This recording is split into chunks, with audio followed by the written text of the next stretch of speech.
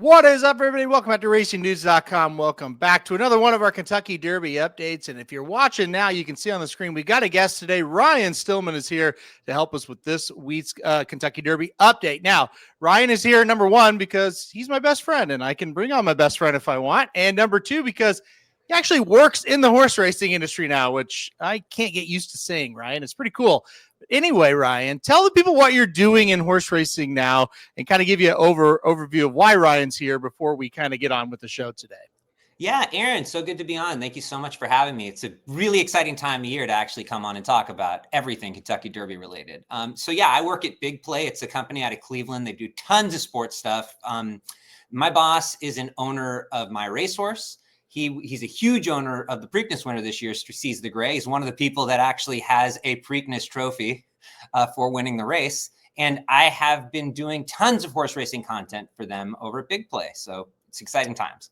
Yeah, it's going to be good. And one of the biggest things you're going to be doing is coming up this year. You're going to have a horse racing show, talking track. You've seen a couple episodes. If you go over to the Big Play YouTube page, you can see them.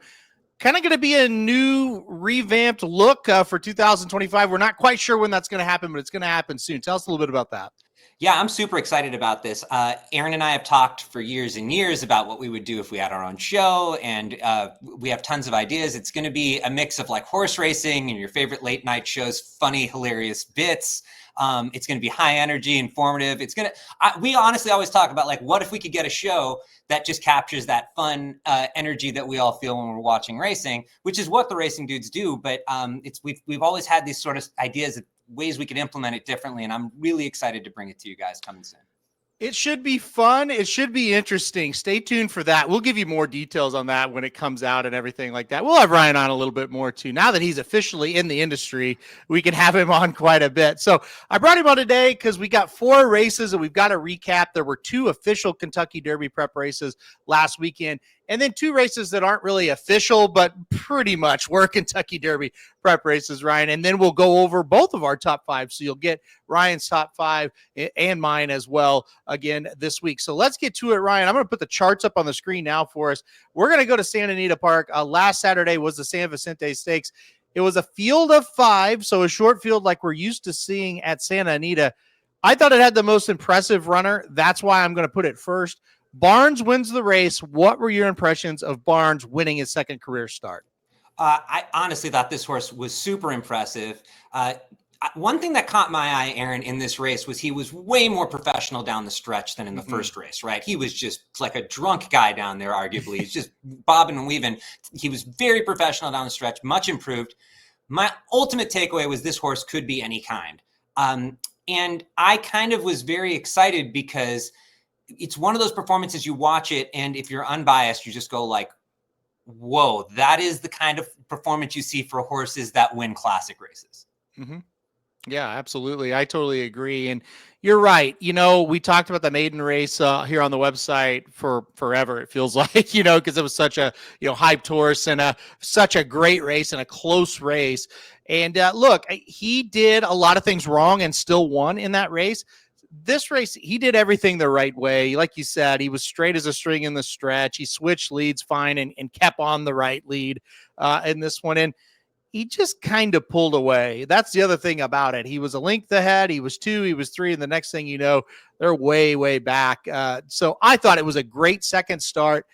Once again, it was a 7 furlong race. We can't get just over the moon crazy yet until we see him around 2 turns. So, I'm kind of waiting to see approach with him a little bit as far as I think he's going to win the Derby. I'm probably going to bet him in that first 2-turn race he's in, let's be honest. But as far as winning the Derby, we need to see that test next. The big thing here, so there were 4 races, like I said. This one was assigned the highest Beyer speed figure. This one got a 94 Beyer speed figure here for Barnes. It was 10 points higher than the next best that we'll talk about in a minute. So again, Ryan, 87 on debut to a 94. That's pretty much what you want to see, right? I love when I see that progression in the numbers. And you can just tell, okay, well, 87, 94, you can just see him moving forward. The horse that he beat by a nose or whatever it was in that first race came back to win. I love seeing that. Yeah. All the signs are just here of what you want to see. I hit the exacta in this race. I had Romanesque as a horse I really liked at this distance. I was not sure going forward how much he would want to go. Doesn't mean he won't, but I thought that horse is a solid horse at this distance. And to see Barnes just blow past him, it was really quite like jaw-dropping, because he was just under a hand ride, as Frank Miramati said. Bullard, now part of the race, if you're going to just be unbiased, we have to talk about Bullard, who was undoubtedly, just based on, we did a fantasy league draft, he was a top 10 draft pick, I think rightfully so, even though this result might not show it to people. I think he wants a larger distance of ground, Aaron. I don't even know if he showed up fully this day. You know, I almost feel like if you're looking at this race going forward, I'm still interested in Bullard going forward as a horse that I want to see again, because I don't think this was a step forward for him necessarily. What were your thoughts on that? And the speed figures actually show, Aaron, I think, correct me if I'm wrong, that he kind of equaled out from the last time, which is still very good. Yeah. I was very interested in Bullard in this race because Madicket Road, the horse that finished second to Bullard, came back to win, much like Innovator did in his, believe it or not, in his second start after that maiden special weight there at Churchill. D-Wayne wheeled Innovator back in 9 days and then ran him again, and Innovator won that one. With Bullard, I'm with you. I'm not giving up on him. To be honest, I wasn't overly high on this horse to begin with, but I do think he's better than what he showed in this one.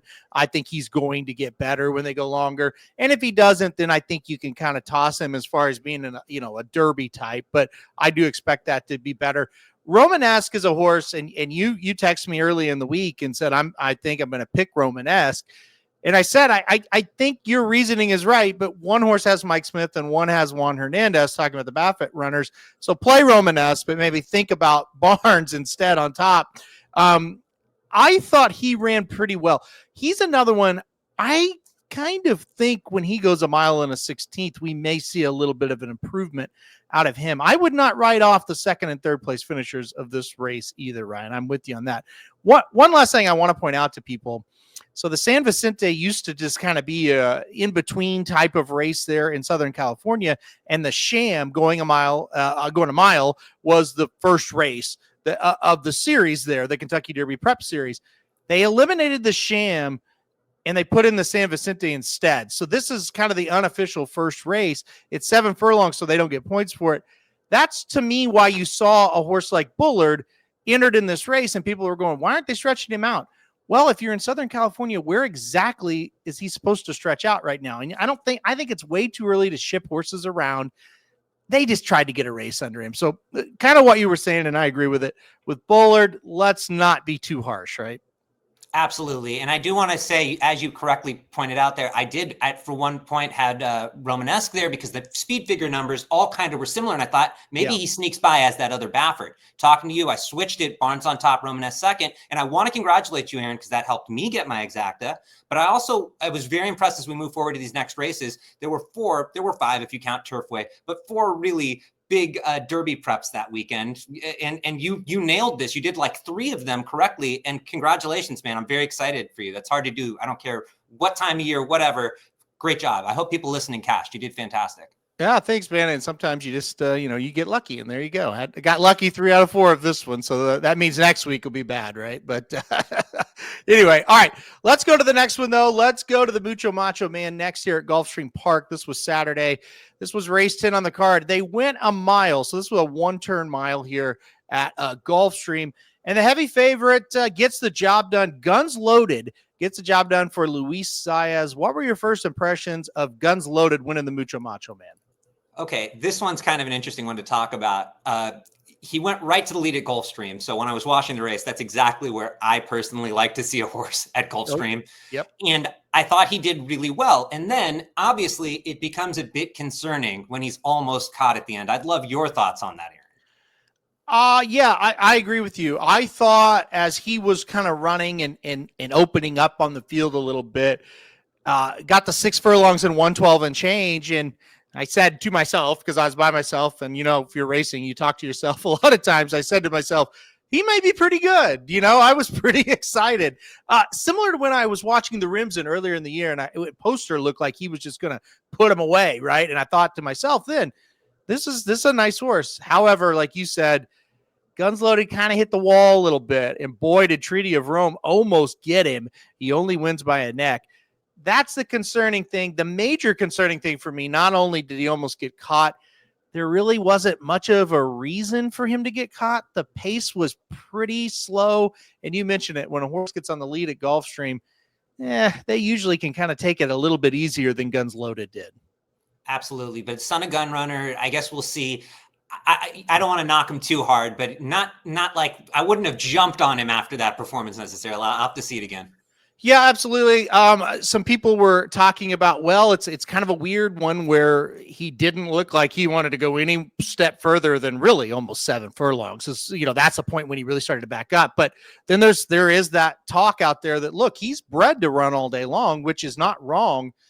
So I think right now I'm in a debate of, okay, is this horse, is he one that when he stretches out, he'll relax even more and he's got more gears, or is just, hey, he's just looks like a miler and maybe that's what he is. So I don't know. Any final thoughts on this? What about Treaty of Rome? Any thoughts on him? I just I don't want to knock either, because the Mucho Macho Man is an odd race too, right? Like I don't know what to make of it fully. It's one of those ones where I'd say I need to run it back. But if I was being unbiased, this could come back to haunt me. I wasn't just like, yes, this is the Derby horses I'm looking for. That's just out of this race, if I'm being completely honest. Yeah, I totally agree. 79 buyer was assigned to Guns Loaded here in this one, which does kind of show you, okay, it's the weakest of the 4 as far as the numbers go. And honestly, from a visual standpoint, I agree with the numbers. I thought this could, like I said, this could be really good.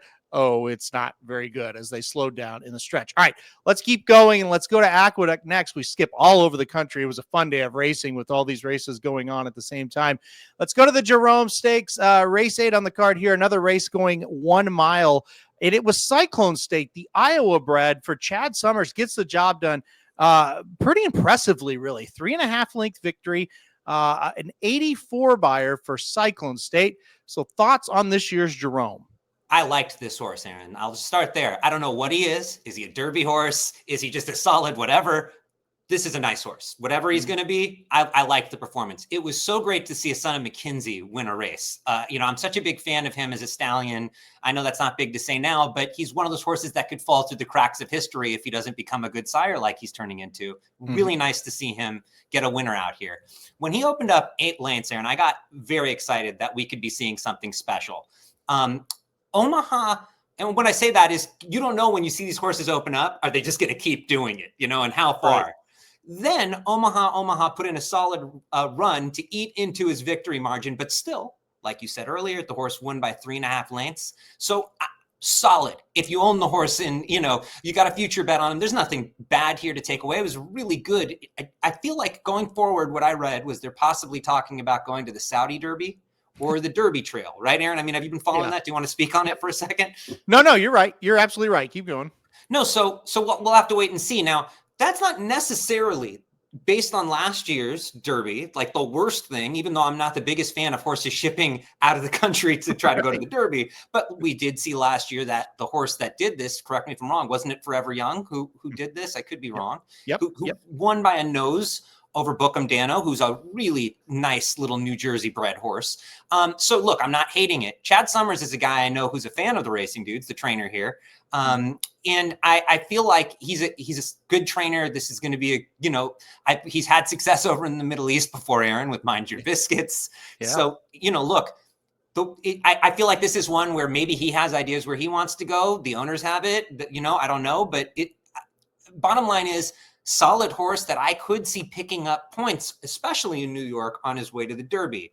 I don't know, Aaron, what are your thoughts with him? Because he's a hard one to read. There's nothing to really hate here from this performance. Yeah, absolutely. And three straight races right there at a mile here at Aqueduct, and our 3 straight wins going a mile, I should say, 4 straight races at the distance. And look, I thought I was happy. Obviously, I picked him, and I love Iowa breds. My buddies train Iowa breds, and Chad Summers, all-time good guy, and I love that he has a horse on the Derby trail. I'm kind of with you. I don't think this is like the Derby winner, but I do think he's a pretty nice little horse. And look, yeah, they started to catch him a little bit, but still, he won a Kentucky Derby prep race by 3.5. It wasn't that great of a field, no, but he didn't beat him by a half length. So he beat him in a situation to me where it is possible that we could see this horse maybe win again down the trail. I just chuckled when you said Saudi Derby because it's like an Iowa bred going over to Saudi and winning the Saudi Derby. It's just like that's unheard of, but it could happen for sure. And like you said, a New Jersey bred damn near did it last year. So we'll see. That might not be the worst spot for him. And like you said, Chad's had a lot of success over there. So interesting horse going forward. I don't know what he is. It's like you said it best. I don't know if he's a Derby horse, but I think he's a nice horse. So, and then finally, let's go to a horse that's now won amazingly 2 Kentucky Derby prep races in a row. Let's go to the Smarty Jones. It was at Oaklawn Park, race 9 on the card here, going a mile and a 16th, and it was Coal Battle, another horse that doesn't have the high-profile connections, gets it done for the second straight time, won the Remington Park Springboard Mile last time, and then this time with the Smarty Jones. What did you think of Coal Battle? Well, when you talk about Coal Battle, you really have to talk about his trainer. And I actually would throw this back to you for a second, Aaron, because you follow every track. He's not a guy that if you follow just the big names, the Bafferts, the Pletchers, the Coxes, all of them. Why don't you talk about Lonnie for a second? Because this is a feel-good story. And let's start with Lonnie and his flowers on this. Well, yeah, I mean, he's kind of, in my opinion, he's going to be this year's feel-good story. I think you said it best when you kind of think of some of those horses in the past. This is another one, just a really good feel-good story. A small group of horses this guy has. It's obviously a guy that I don't think, like you kind of alluded to, that the common, maybe not the common fan, but the fan that's the casual, that's where I was looking for. They're not going to know who this is. And older guy and has been training for a while and finally has this horse, Coal Battle, who's, I mean, he's probably the best thing he's ever had. And it's awesome to see, Ryan. And again, I feel like every year we have a horse that's kind of like this, where it's like, oh my gosh, this small outfit has a Derby horse, and this is to a T. This is what it is this year. It's Coal Battle. Yeah, California Chrome comes to mind. I mean, you go down a list of just cool horses. And Tis the Law is a great example of it. And just this is what you and I talk about off air all the time: is how many horses like Coal. Let's just take a second. Theoretically, Coal Battle's in Bob Baffert's barn. It's not a knock on Baffert. He's got a $3.2 million or whatever horse that won. This horse doesn't come up the list on his horses necessarily of the top ones in his barn. And you give it to a guy like Lonnie and it's his world, and you see it max out because, you give these smaller guys that have a lot of talent a good horse. This is what you get. I love it in racing. Certainly not a knock on Baffert, but I think you guys can understand what I mean. Well, yeah, and like, let's take, you said Baffert, let's take it, just comes to mind like Brad Cox. So if Brad Cox had this horse, he might be like his 4th string horse, right? And it's like, okay, yeah, I got these 3 big ones, and then I got this one, and you may not even know about that one unless those other ones kind of fail, right? So, yeah, you go to the smaller outfit here, and you get your chance to shine. And I thought, you said it to me off air. I'm going to steal your thunder here a little bit, sorry, but it just comes to mind immediately. When you watch the Remington Park Springboard Mile, you go, okay, that looked kind of weak. He was like kind of crazy down the stretch. He didn't really do it, quote unquote, the right way. Great win, but I don't know. He did everything kind of right in this race, didn't he, Ryan? Absolutely. I mean, this horse was much the best. There's no debate. Just look at the margin, look at the way he did it. In fact, if I'm right, Aaron, I mean, you go back in my mind's eye and you watch the race before this at Remington Park. He comes from far back. Mm-hmm. In this race, he was like on the front, which is impressive too. He found himself there and he was way more professional. He wasn't looking around everywhere. And that's the sign of a good trainer. That's what we want to see when we put money down on a horse, is that a guy's going to get him as best as he can be for the day. And look, he won. He's won over, I think he's 6 starts, 6 different racetracks. He's a really nice horse. There's just no debate. I think this is a horse that theoretically should get enough points to get into the Derby. I think his trainer is going to do a good job with it. Mm-hmm. He could be wrong, but he sure deserves that shot. Aaron, I think when you talk about this race, there's a few horses that we have to talk about as well, though. Why don't we start with Hot Property, who's one that I think was very interesting. Pratt right now, in our lifetime, Aaron, actually, has a jockey had a better chance to pick wherever he wants to sit in the world? Probably not. No. This guy could sit anywhere. So I feel like what happened here is this was an interesting opportunity for Cox, who obviously believed in this horse. And if this horse wins like Coal Battle does, he's sitting there on a home run with a horse progressing. Yep. I don't know what happened, if he just threw in a clunker, if he's just not that good. Both things are possible. But obviously it's very disappointing. I'm sure Pratt wishes he wasn't there that day. Yeah, he also got beat on a heavy favorite in the Mockingbird as well on a horse that looked gone and got caught late by a longer price. So yeah, he was not a great day for Flavian. And Hot Property didn't show up, and neither did anybody else. It felt like none of these horses ran very well behind Cold Battle in this spot. I don't know what, like the pace was a turtle-like pace. That's why I think Cold Battle was up kind of towards the lead. Kale's Angel had the lead and was clear, and they pulled him back, and they rated him off of a fifth, like almost a 49.5. What are you doing? I mean, I don't know. It was a weirdly contested race, especially when Kale's Angel broke well. I thought, okay, set the pace, see if you can take him gate to wire. And then all of a sudden you look up, he's in third. And it's like, I don't know what you're doing. But anyway, odd race, Cold Battle, much the best. Let me ask you something. Coast to coast, racing everywhere, and pretty solid for this time of year, I would say, the amount of horses that came out and the quality. I want your opinion, Aaron. You watch every year. Over, under, how many, like, let's put it at 2. Do 2 horses that we've seen on this day make it to the Kentucky Derby? Out of the Smarty Jones? Out of all 4 races. Oh, gotcha. I was going to say, absolutely not out of the Smarty Jones. Out of all 4 races, let's do 2.5. Let's do half numbers so we don't have a push. I'll because it was a pretty solid one. That's why I'm asking. It was a pretty solid showing. You know, it's a really good question, and I will go under. And I'll go under because there might theoretically 3 might do it, but then you got to factor in, okay, injuries over the next 4 months and all kinds of stuff like, out of our hands type stuff. So I would go under 2.5. Who's the one you want if you could pick? If you're going under 2.5, or who's the 2, where you go?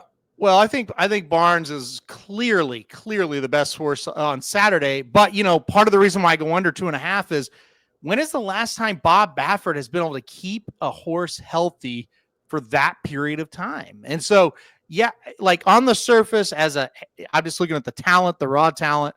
I think Barnes was the best one to run Saturday, but will he stay healthy? That's another question entirely. But don't you think, out of all of it, I thought Barnes was pretty clearly the best.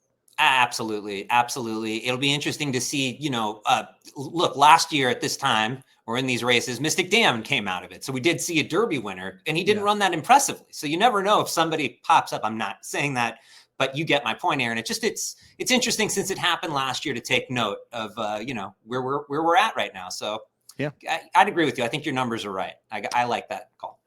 All right, well, let's get to our top 5s now, and I'm going to let you kick it off. I'm going to put your number 5 horse on the screen. You could talk about it. Number 5, you've got Patch Adams. Go ahead. This was really tough for me. I think there's 6 horses you can make a case for right now as the top 6, and then there's a cutoff beneath it. And I'll tell you who kind of came in 6th for me. It was East Avenue before I talk about Patch Adams. East Avenue, on his best day from what I saw, could be any kind. My sister was a champion equestrian rider. She rode and represented for the United States. She would talk to me about how horses that stumble bad, like East Avenue did, that they sometimes just don't come back. Some fans might not follow horse psychology, but we've seen this before if you're long enough in the game. So I'm going to just put him down because he did such a tremendously bad performance. I'm going to bank that he comes back from it, but I'm going to have him prove it to me. Mm-hmm. So therefore, Patch Adams comes in at 5, who ran to me obviously one of the more impressive races we've seen out of a maiden winning performance in quite some time, actually. Patch Adams, number 5 for me. Let's see if he can redo it again, but certainly that race showed a lot of promise. I have the same number 5 as well. I'm with Patch Adams again this week, and I'm kind of with you on it. A lot of promise, a lot of hype, a lot of, just really impressive thoughts when you watch that maiden race. But, as we were talking about Barnes, it's a 1-turn race. We got to see him around 2 turns. We got to see him against better company. So can't go crazy, but still, yeah, I'm with you. Patch Adams, number 5. Number 4 for you was Barnes. Tell us why. This was really tricky. Again, this is one, I don't blame someone if they have him first. I don't blame them if they have him fit. He's just a hard one for me to place. Definitely, he deserves to be in the discussion. I didn't want to be a prisoner of the moment, Aaron, to be quite honest with you, and just jump up and do it. The first race is a tricky race where it's very impressive, but deceptively so. And here he is annihilating a field, which could turn out to be a phenomenal field, or could turn out to be, well, that was weird. Bullard wasn't ready yet in this. So I wanted to give him his due, and there were a few horses I felt that earned a little bit more out of it. Don't fault anyone if they put him higher. I just felt fine with 4 for right now. Yeah, and a lot of people have put him higher. He is 15-1 now in Las Vegas, and that is the favorite right now to win the Kentucky Derby in Las Vegas. That is Barnes at number 4. I have Journalism at number 4 here, a proven commodity around 2 turns. That's probably the only difference I see right now between Journalism and Barnes. They kind of been similar in the dominance that they've won in, at least their last race I'm talking about. But Journalism did it around 2 turns at Los Alamitos, and the Los Alamitos for charity. So I felt pretty good putting him at number 4. Now, number 3, Journalism. So give me your thoughts on your number 3 horse, Journalism. Well, it looks like we're circling the exact same area for these 2 horses, possibly. From I don't know where you're heading, but I know for Journalism, for me, I can only say this. Do you guys ever have this out there? Because this is how I kind of did this. I can just tell you when I watched a race with him in it, and one of my thoughts was, whoa, that is the kind of horse I want to see in the Derby. That is a Derby horse. And that flashed through my mind. And I thought he was impressive. And what I meant by Derby horses, I can't imagine when he turns 3, him not improving off that, getting better, his pedigree. So I put him 3 for now based on, and by the way, that's not a knock on Barnes. It's same deal there. Just put on, kind of liked what I saw a little bit more in that race. It was razor thin for me. This just feels right where these 2 are. I don't care where you put them. To me, this was the right spot for Journalism. Yeah, this is all going to work out. So, this is just kind of a fun thing to do right now, but it's all going to work itself out. And we'll really tell you when we tell you who we're betting when those races come around, who we really like. Because I've always said that it's easy to like rank these horses in January. And then in March, when they show up at a mile and 16th, it's like, okay, now where's your money going? That's when you really, the rankings really matter right there. But I'm with you. Journalism, obviously, a horse that seems to have a big future, and I don't think there's any doubt will get better as they go longer. Number 3 for me was Sovereignty once again this week, and a horse that I've said it a lot, came out of that Travers maiden special weight on Travers Day, I should say, in 1-turn race and ran a very, very good race there, but didn't win. Came back again in a 1-turn race, ran very, very well again, and then finally got around 2 turns and just dominated the street sense at Churchill Downs. I'm really excited for Sovereignty going forward. And hey, looky here, so are you. He's your number 2 horse. Well, it's good to know we're circling the same thing, right? I mean, and that's why I say you can place these horses anywhere, guys, right? Like, I really feel these are the right horses. Sovereignty is an interesting one. Bill Mott is a guy who I've always felt, and he has won a Derby, don't get me wrong, but he won it because of a disqualification. But I felt, get him a Derby type horse. I would love to see what he does. And this horse has all those signs to me. His running style is a little concerning. Same with Journalism a little bit. As far as, if you go back, we had a video, Aaron, you and I, dissecting Journalism's run and how he sort of, I don't know, down the stretch hits another gear and takes off instead of around the turn, athletically doing it. Sovereignty is a horse, in some ways, I don't love those come from behinders. You know what I mean? It's just a concerning running style for the Kentucky Derby. However, I have a lot of faith in Bill Mott. I have a lot of faith in his connections. The owners of this horse, Godolphin, I can see winning a Kentucky Derby. It's just a matter of time. They've had essential quality. They've had bad luck. Why not with Bill Mott? Why not with Sovereignty? And a horse that every race I've been impressed with and kept thinking the longer the distances go, the better this horse is going to do. So Sovereignty, for me, number 2. I like the potential. Yeah, this is one that I could see winning the Derby, or this is one where we look up and go, well, because of what you just said, he just didn't have the style, and he might be a 2nd and 3rd type when he faces really good competition. I think it's going to go either way there. So I thought you put that really beautifully. All right. Number 2 for me is East Avenue, and you said it. He's number 6 for you. You got some worry about how he's going to come back from that stumble. So do I. I totally agree with that. Here's some good news with East Avenue. He did get his first work back finally, so he is back working. I believe that was January 3rd that he had his first work back. Here's what I'll tell you. He was a pretty easy horse to read in all of his workouts. His workouts leading up to that debut, I had been following because I'd heard a little bit about him. So I kind of had and he had a real consistent work pattern. And then his work pattern from his first race to second race was pretty consistent. Second to third, pretty consistent. He did everything. Every time he was on the track, he did things the right way. So what I'm circling around the issue here I'm trying to get to, I think we'll know before his first race how he's doing, because I've got a pretty good idea of how this horse has worked in the past. So I'm very, 3-4 works in before we get to that next race. I'm really going to study that, because if it seems like he's kind of back into that form that I saw from him, throughout his early part of his career as a 2-year-old, I'm going to be very encouraged. If not, he could be a bet against, because like you said, sometimes when they go wrong like that, mentally, it kind of messes with them. So I think that'll be very interesting to monitor. We'll have weekly workout reports kind of on him on this show, because he is obviously a very important horse. So that's kind of my 2 cents on the East Avenue situation. Okay, finally, the number 1 horse for you. Go ahead. Well, it's like a war of attrition here with Citizen Bull. There's multiple ways I feel about it. One was hearing sort of rumors and buzz from inside the Baffert barn from my sources. They thought this horse would be better as a 3-year-old. I almost felt like he snuck up and got him early by winning that juvenile. So in part, I've liked this horse based on his pedigree, based on his running style. I've always thought he'll be better at 3. Concerns. The Breeders' Cup Juvenile hasn't come back, Aaron, as impressive as it should be. But when I say war of attrition, I look at all those other horses below him. They haven't done enough, even if they've projected some more talent than him, possibly, to on their resumes, to be put ahead of him. He's the 2-year-old champ. And for right now, he deserves to be there. And he is certainly, in my opinion, Aaron, of all the horses we've seen, if you were like, you got to pick one horse for your life that you feel is most likely to make it to the Kentucky Derby based on points, based on who his trainer is, based on everything about him, Citizen Bull feels like a horse that should be in the Derby. So when I'm making this list, for me, he's number 1 right now. Totally agree. I think he's a de facto number 1. That's how I've kind of been describing him, or a placeholder number 1. I'm not like, oh, wow, I'm over the moon about him. But I do think, similar to you, his best days were supposed to be now, not when he was a 2-year-old, when he was the 2-year-old of the year, by the way. But now he was supposed Bob Baffert said similar things about National Treasure when he was a 2-year-old. He kept saying, this horse is going to be a lot better at 3. He hasn't got it figured out yet. He's going to be better. And that's what they've said about Citizen Bull. Now, National Treasure, of course, won the Preakness and ended up almost beating Cody's Wish in the Dirt Miles. So he obviously became a very good horse. Won the Pegasus as a 4-year-old. Can Citizen Bull make those steps? That's going to be the big question mark. But yeah, again, he's number 1 for now. If I saw something just brilliant, he wouldn't be. I haven't seen anything brilliant yet, so I'll keep him right here at number 1. All right, that is the list for this week.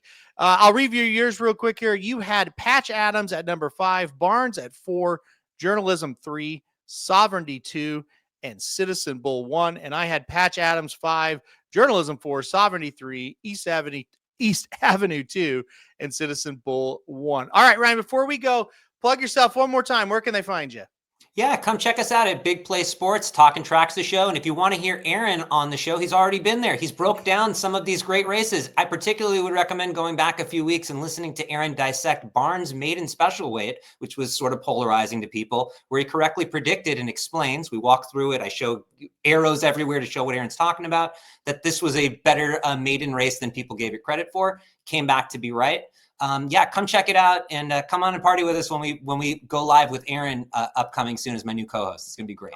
I love it. That's right. It's going to be a party-like atmosphere. That's what we're going to try to create. All right, guys.